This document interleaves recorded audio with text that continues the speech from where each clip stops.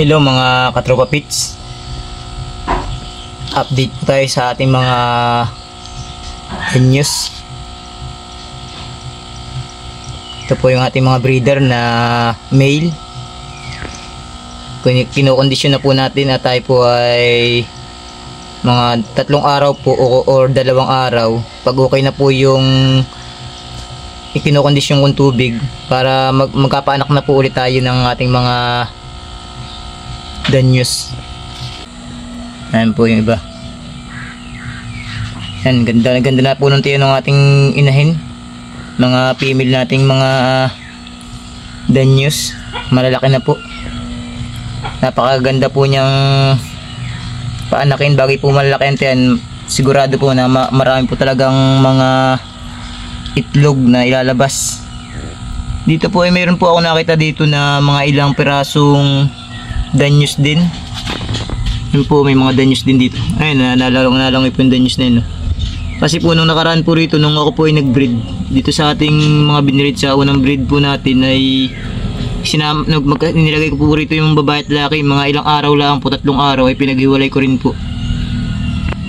Ay napansin ko po rito ay may mga ilang pirasong mga danyos na nabuhay. Ayan po. Ito na po yung ating update sa ating mga danyos. Ito na po yung ating mga baby danyos, 3 days old. Ayan po. Ito po yung update natin sa ating danyos na 3 days old. Medyo nalaki na po sila. Medyo hindi pa kita masyado eh. Ayan po, medyo kita na rin po kahit pa paano. Napakadami po niyan. Hindi ko lang po alam kung ilang daan po sila. Ayan, parang lisa na nalangoy. Ayan, dami. Yung iba po dyan ay kita na po yung kulay. Mga kulay green. Ganda po ng mga kulay green.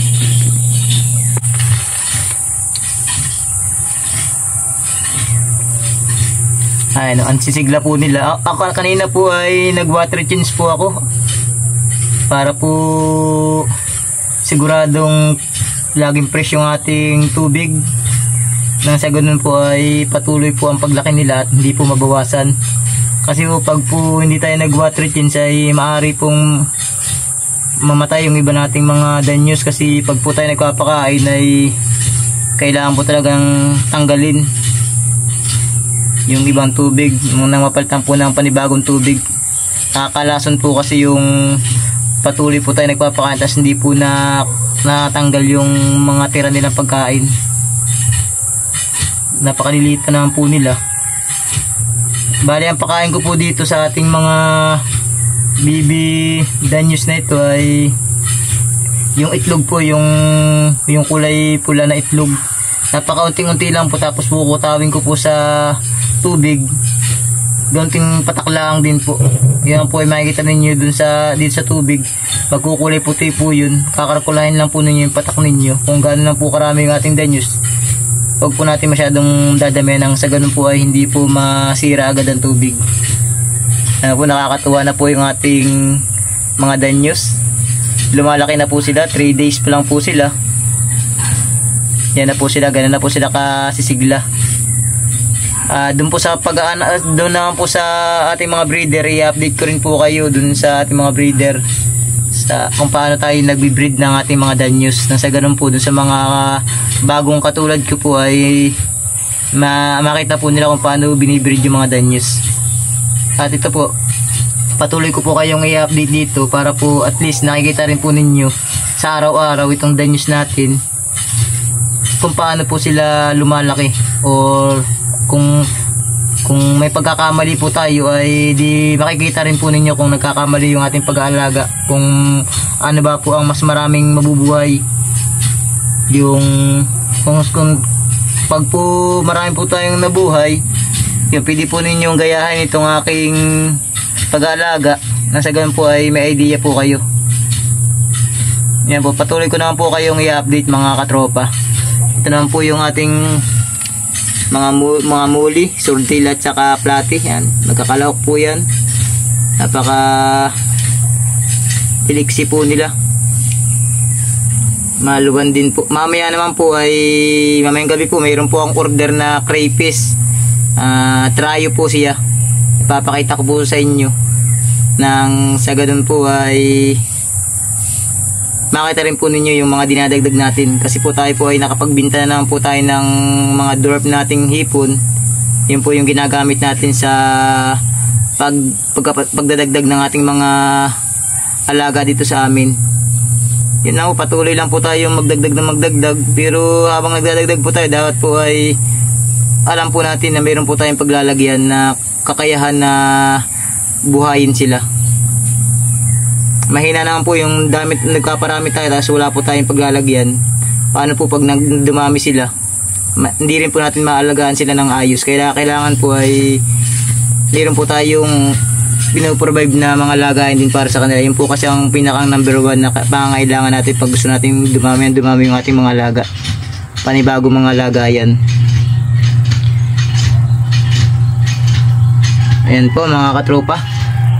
Nakakatuwa na po itong ating mga danyos. 3 days na po yung ating danyos. Ay kita na po natin na mayroon na po silang tiyan. Ibig sabihin po nakakain po sila ng sakto. Yan po. Yung egg yolk naman po na yun, pag po nagluto tayo ng isang itlog, siguro po baka abutin po yun ng mga kung ilang linggo. Ilagay lang po natin sa ating rep nang hindi po masira. Utay-utay lang po, kunti-kunti lang po, halos gabuti lang naman po ng bigas ang dinudurog ko dito. Nilagyan ko ng kaunting tubig, tapos dudurugin ko lang po. Pag pinong-pinon na, pwede na po nating ipatak. Yan. Gawin lang po kaunti ang kain nilang kainin dito. Sobra pa po yun.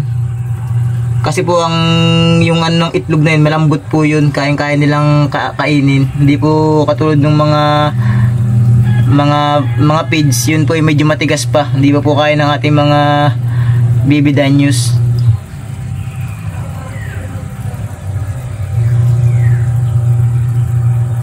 Yan po mga katropa.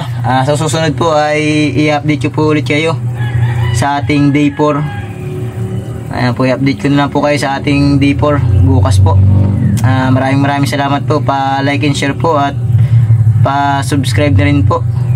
Pa-support po ng ating channel nang patuloy po tayo makagawa ng mga video at dun po sa mga gustong matuto. Ayan po, dagdag kaalaman lang po ito sa atin.